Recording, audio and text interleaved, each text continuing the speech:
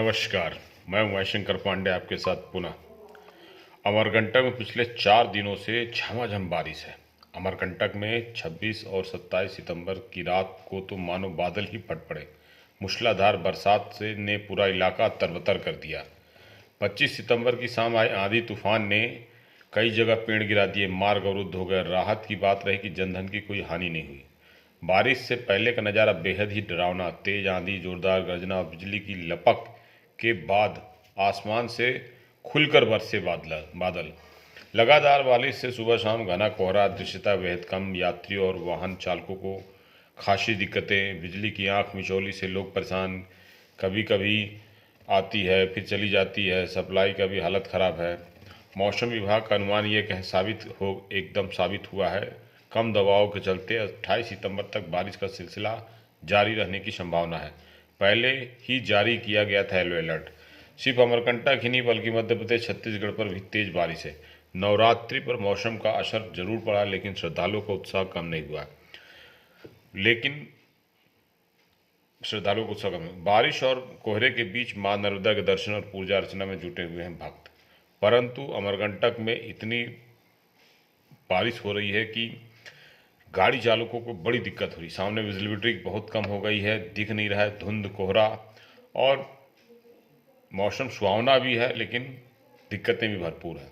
News live Amarkantak से उमाशंकर पांडे, नर्मदेहर।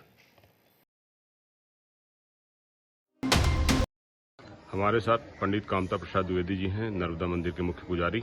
हम इनसे आज के मौसम के विषय में चर्चा करेंगे। महाराज जी, आज का मौसम बहुत ही सुहावना है, चारों तरफ धुंध, कोहरा है, रात भर बारिश हुई है। उस विषय में बताएंगे कि अमरकंटक का माहौल कैसा हो गया है और मंदिर की सुंदरता कैसी बढ़ी हुई है। एक ग्रंथ है नल चंपू, उसमें स्पष्ट लिखा हुआ यस्या कलम कलिकलम न कलम यदिश्या तन में कलम कलिमलम कलयंतु संतः मिथ्या नभे भणति रस्तता पार्था शांतम शिवम निज पदम त्वरितम विशंति।